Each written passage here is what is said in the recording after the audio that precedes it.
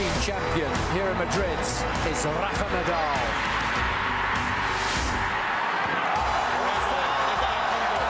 It's a fifth title in Madrid. All right, those are Rafa's 5 trophies in Madrid. He will open his 2018 run tomorrow against Gael Monfils. It'll be third on Stadium. You'll see it live here on Tennis Channel. You know by now that he hasn't lost a set on clay in nearly a year. And we'd like to break down his clay dominance using the UTR, which is the algorithm the industry is using now to rate players and matchups, margin of victory, caliber of opponent. Last 30 matches are emphasized in the algorithm. So we're going to give you the top 6 UTRs on clay only. Bear in mind, the maximum UTR you can have is 16.50. Is that any good?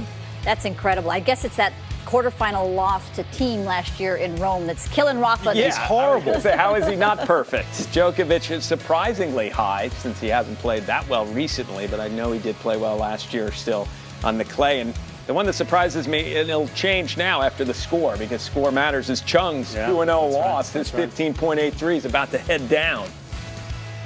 All right, so Jimmy, you were a pretty good clay court player. You won Rome back in the day.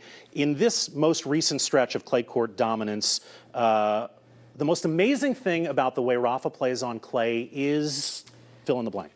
I mean, I guess I just can't believe the longevity. It's not the game style so much. He plays the same way on most surfaces, hits the ball so heavy, he has more rotation on the ball than anybody else, and he moves incredibly well.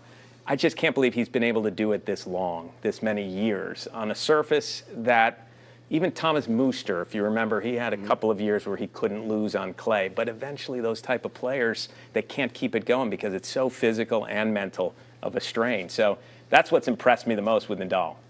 How about you? Everything, the way he's even improved. I mean, his forehand was always so dominant, and his backhand was maybe a safe place to go to once in a while, but the backhand has even gotten better. The way he's able to flatten it out, hit with more angle. It's definitely become, I think, a weapon. I mean, the return of serve, he gets that ball back. He's usually deep in the court, but he gets the ball back deep, and then he toggles back to the baseline.